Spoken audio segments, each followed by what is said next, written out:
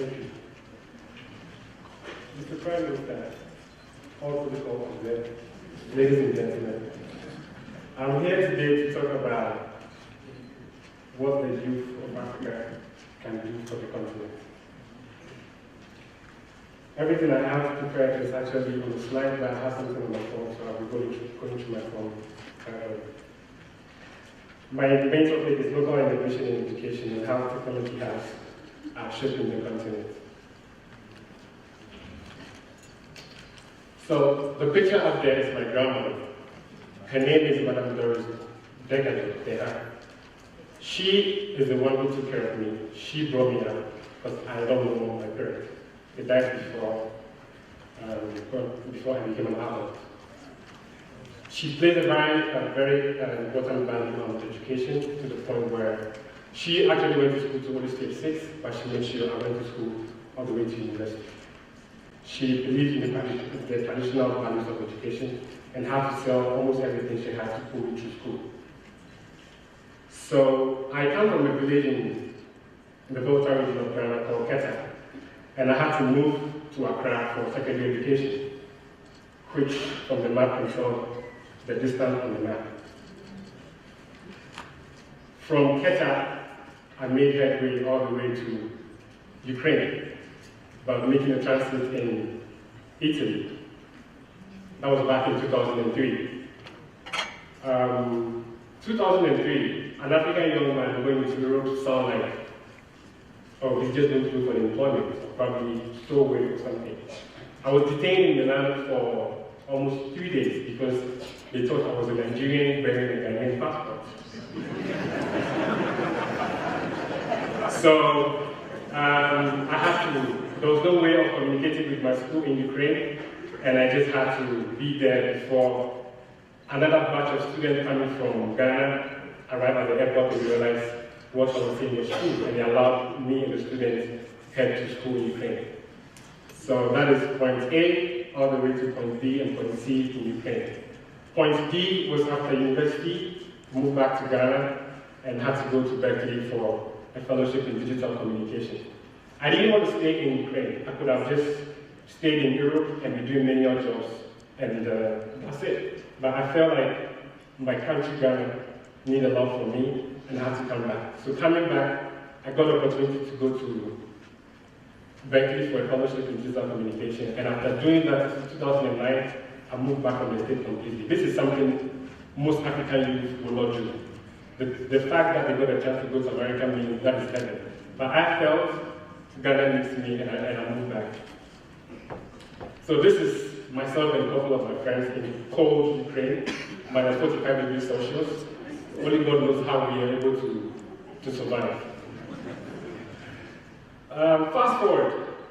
This quote is one important quote to me that I really value a lot. And it's by the president of Rwanda, Paul Kagame, which says, I believe everybody can read, I need to just say this. The major problem I see is that African stories is written from somewhere else, and not by Africans themselves. That is why the rest of the world looks at Africa and Africans and want to define us. They want to shape the perception about Africa. The best thing we can do for ourselves is our own problems, our own solutions, and write our own stories. Earlier on today, I was in a session on new media, how to sell the African story. I shared this particular quote because it is something I believe in. If I had stayed in Ukraine and probably just didn't come back to Ghana, who's going to write the stories about Ghana? Who's going to be blogging? Who's going to be using the social media platforms in Ghana to tell a story about Ghana? I believe in the fact that I have the chance, I have the ability to do that, and that is why I moved back. How can we change the negative perception about Africa?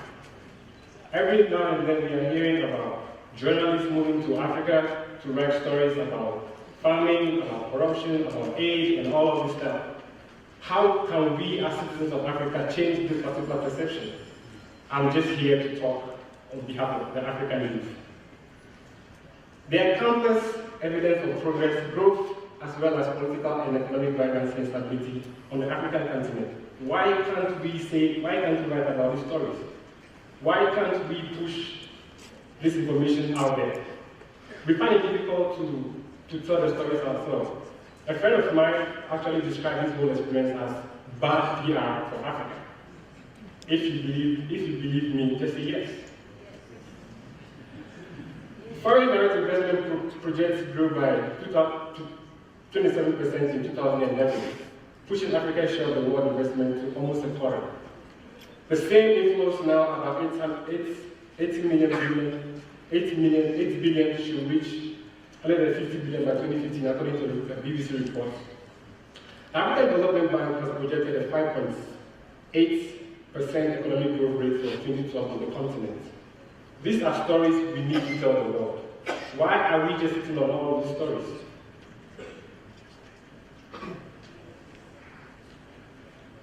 Nigeria, the continent's most populous country, has been enjoying steady economic growth since 2005, with recent figures putting growth as high as 7.5%.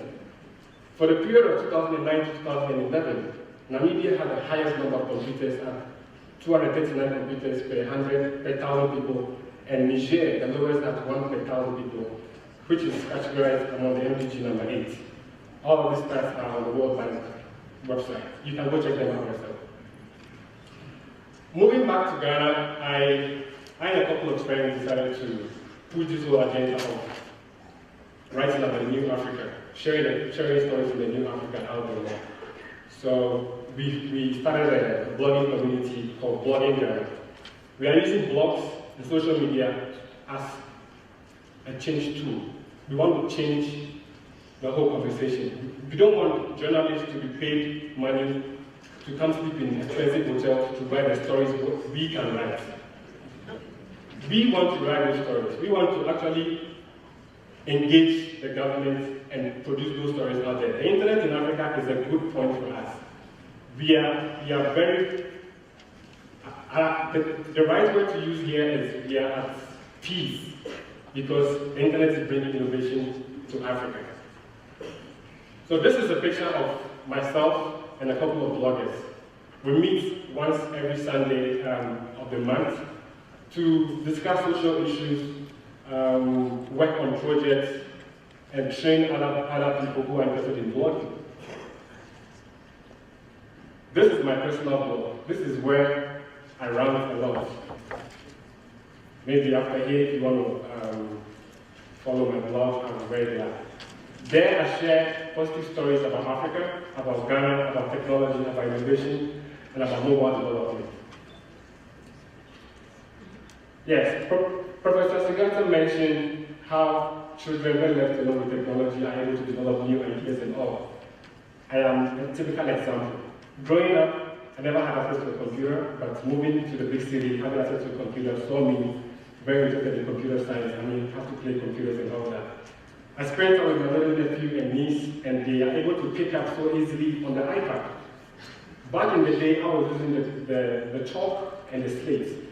But there's a big shift in typing where my little niece and nephew always want me to come to visit them with the iPad because they know they'll play games, they'll be able to write ABCD and want to do it. It is changing. I mean, I'm happy to actually spend time with them and all. And I'm happy that Prof is doing something in that particular space. December 2012, Ghana went to the polls. Before that, myself and other activists in Ghana, bloggers and social media users in Ghana, decided to monitor Ghana's political conversation before the election. So we started a campaign called Ghana Decides.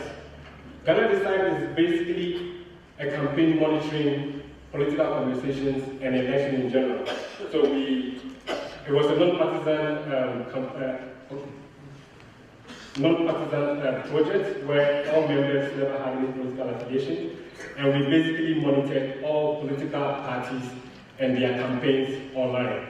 We documented everything on social media. We had Facebook, Twitter, blogs, YouTube videos about everything. We went all over the country talking to the youth, addressing them about the need, the fact that this is the future, they have to vote. Because the whole conversation was more of, why do I have to vote? If I vote, it just made the politician rich. He and his family become rich, and they don't care about us. But moving around the country and speaking to them and inspiring them that this is the future, they have to cause a change, the conversation turned from I'm not going to vote to I'm going to register to vote. So we saw a lot of youth actually turn out on election day, December 7th, to vote in Ghana, all because of Ghana Decides.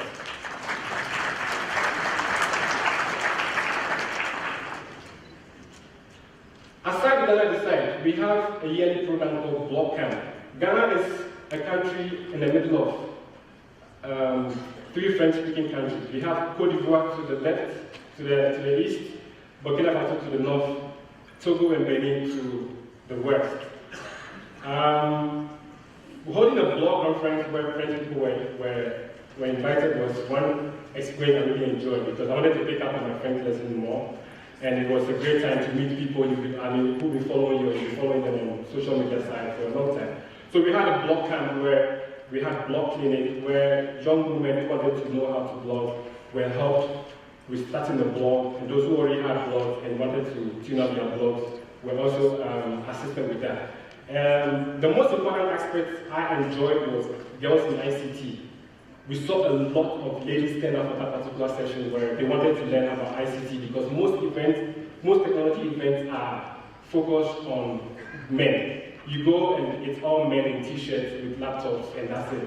But for once in the history of Ghana, we saw young women coming all over the country to participate in the Girls in ICT session where their fellow girl who is a lady who was a blogger and a technologist actually was leading a session. It wasn't a session led by a guy, it was a session led by their fellow lady, and we saw tremendous efforts from them. So this is the point I'm arriving at. I've presented a little about my country. Let's come back to the continent. This is the fact. The world's impression of Africa is hopelessly outdated.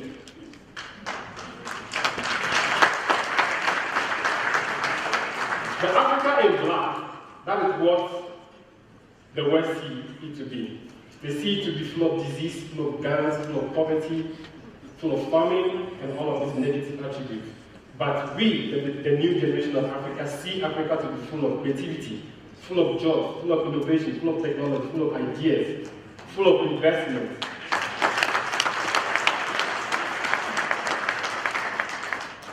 This is the new Africa. Believe it or not, this is what we want to achieve. 10 years from now, all our leaders will probably be advisors to us and we will be running the various countries we find ourselves in.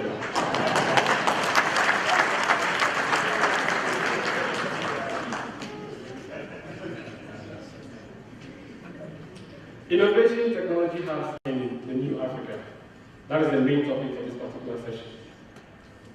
We have a lot of hubs springing up across the continent. From Accra to Nairobi, from Cairo to Cape Town, we have a lot of innovation hubs springing up across the continent. And they are not just springing up because they are springing up. They are springing up for a purpose. They are changing the conversation in Africa. They are helping shape innovation. They are helping create local content. I want to be able to come to Namibia and use my phone to actually know where I can find the best restaurant without calling somebody on the phone. I want to use a mobile app developed by a Namibian to do that. I don't want to have an app in Europe that will tell me, okay, go to here before you find this restaurant over here. I want a Namibian developer to develop a mobile app that will do that. And this is what the innovation hubs in Africa are doing. We have hubs in Accra, we have hubs in Nairobi, hubs in Egypt, hubs all over. There's a map I'm going to show. So there we have it. All the red dots are showing maps scattered all over the country. And these are maps helping young people like myself and others develop local content. We are developing local apps we are developing local apps for local problems. Currently in Ghana, we have an entrepreneur school for technology, where students will be entrepreneurs are trained in a 2-year program to become software developers who can start their own business. The era where young people are applying for jobs is over. We are starting our own businesses. We are developing our own businesses. We are partnering with other people to develop our own businesses. There's a partnership between most West African countries and East African countries. The person who was supposed to give this particular keynote is a Kenyan, and he's also Mark. I'm standing in for him because we have that energy, we have that synergy, and I'm able to present on his behalf. So that should tell you how partnership cooperation is necessary in developing Africa. So these are a list of the hubs in Africa. We have Active Space, Better Lab, Bongo Hive. All of these labs are helping the young African people develop local content. So Meltwater is, as I mentioned, is an institution in Ghana by a Swedish investor. He came to Ghana and liked the tech scene and decided to set up a school to train young people to undergo 2-year training to become software entrepreneurs. I am very proud to say that the first African app developed from Ghana and being sold worldwide in the iTunes store is the iWarrior developed in Ghana. And this is no joke.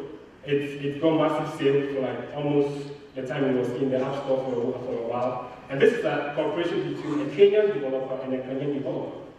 They sit online and they create their own thing, and yeah, boom, it goes. So the Meltwater School is focusing on training entrepreneurs to become business people. So there they are, they graduated from last year, happy to go into the world and disrupt things. Coming soon in Accra is another space called iSpace. It's called Innovation Space. It's a space for entrepreneurs to meet. So it's not only that these hubs are springing up in Africa alone, they're like springing up in towns, in villages, because of connectivity in those areas. Broadband is helping shape this whole conversation.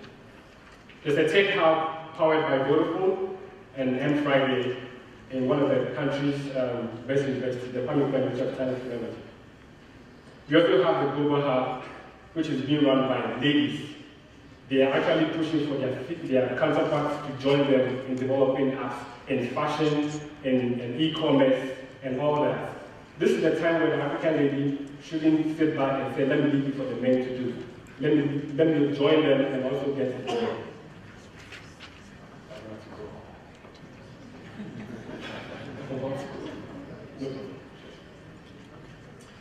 So I have a video to show. I think I need to skip to the video because my time is up.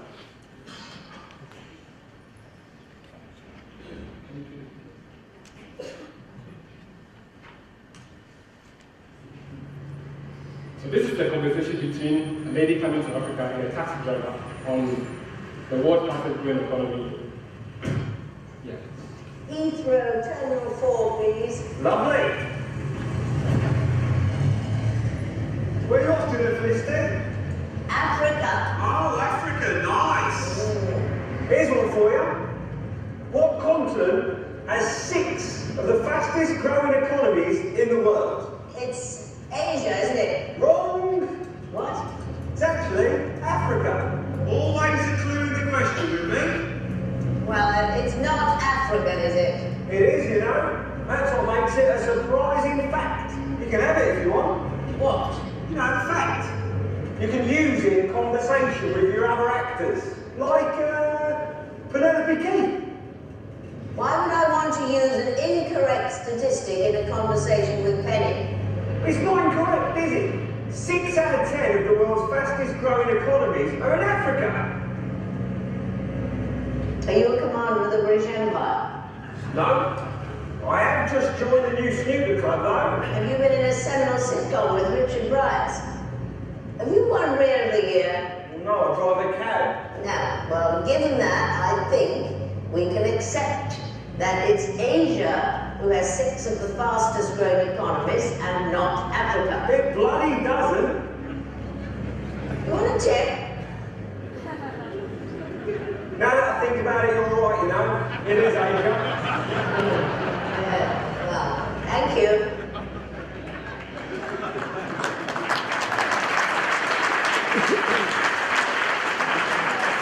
Thank you.